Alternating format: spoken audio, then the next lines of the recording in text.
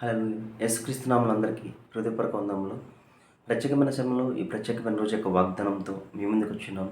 దేవుడు ఈరోజు మనకు అనుగ్రహించమన్న వాగ్దానం యోహాను సువార్త 16వ అధ్యాయం 33వ వచనము.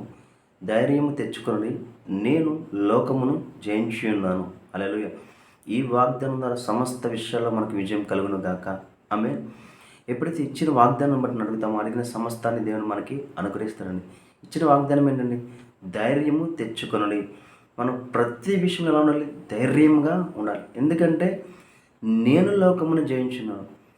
దేవుడు లోకాన్ని జయించున్నాడండి. నువ్వు ఎప్పుడైతే నజరైన యేసుక్రీస్తుని విశ్వసిస్తావో, యేసుక్రీస్తు నీ కొరకు మరణించి తిరిగి లేచారని విశ్వసిస్తావో, ఆ రోజున ఆ జయించిన అనుభవాన్ని దేవుడు నీకు ఇచ్చేసినప్పుడు లోకపరమైన నీ యొక్క భయాన్ని, లోకపరమైన నీ యొక్క అపజయాన్ని సమస్తాన్ని ఆయన తీసుకుని ఆయన యొక్క విజయాన్ని, ఆయన యొక్క నీతిని, ఆయన యొక్క ధైర్యాన్ని మనకిచ్చున్నాడు. హల్లెలూయా. కాబట్టి నువ్వు ఎప్పుడైతే తన ప్రియకుమారుని విశ్వసిస్తావో, నజరైన యేసుక్రీస్తు నా కొరకు మరణించి తిరిగి లేచాడు అని నువ్వు విశ్వసిస్తావో, ఆ విశ్వాసం ద్వారా నీ జీవితంలో అనేకమైన కార్యాలు జరుగుతాయి. ఆ విశ్వాసం ద్వారా నీ జీవితంలో భయాలన్నీ తొలగిపోతాయి. చాలామంది పరిస్థితులను చూసి భయపడిపోతారండి. పరిస్థితులను చూసి నువ్వు భయపడడానికి వీలు లేదు. లోకాన్ని జయించిన వాడు నీలో ఉన్నాడు. లోకాన్ని జయించిన అనుభవము నీలోనే ఉంది.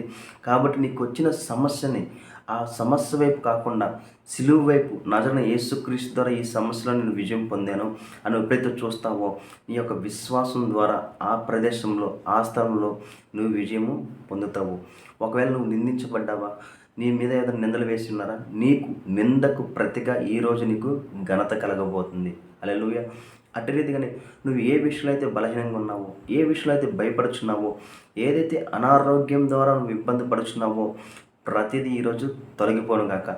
ప్రతి భయము నజరైన యేసుక్రీస్తు నామములో తొలగిపోను గాక. నీ భయాలకి ఆపోజిట్గా దేవుని నూతనమైన కార్యం నీ జీవితంలో జరిగించును గాక. ఎప్పుడైతే విశ్వాసం ద్వారా నువ్వు ఆయన వైపు చూసి అడుగుతావో, విశ్వాసం ద్వారా నీ జీవితంలో కార్యములు జరుగుతాయి. ఎందుకంటే దేవుడు అనేకమైన వాగ్దానాలు ఇచ్చినాడు. ప్రతి వాగ్దానానికి తన ప్రియకుమారుని ద్వారా వారసులుగా మనల్ని చేసినాడు. కాబట్టి ఈరోజు వాగ్దానం బట్టి మనం ప్రార్థించిన సమస్తాన్ని మనము పొందుకుందాము. ఎప్పుడైతే ఇచ్చిన వాగ్దానం విశ్వాసంతో మనం ప్రార్థన చేస్తామో ఆ ప్రార్థన చేసిన దాని ద్వారా మనకి విజయం కలుగుతుంది. ఈరోజు మనం తీసుకున్న వాగ్దానం బట్టి ప్రార్థిద్దాము. సమస్త విషయాల్లో మనము విజయం పొందుకుందాము. ప్రార్థిద్దామా? స్తోత్రం మహోన్నతమైన దేవా, నీకే వందనాలు స్తోత్రాలు చెల్లించుకున్నాం దేవా. అడుగునే మీకు ఇవ్వను అడుగుచున్నాం దేవా. ఈ వీడియో చూసిన కావాల్సిన ప్రతి ఒక్కరికి కావాల్సిన ప్రతి ఒక్క సహాయం అందచేయండి. ప్రతి ప్రయాణాలను మీరే తోడని నడిపించండి. ఎవరికి ఏ సహాయాలు రండి ఆ సహాయాలు అందచేయమని నా జరేడైన యేసుక్రీస్తు నామములో అడిగి వేడుకుంటున్నాం తండ్రి. ఆమేన్.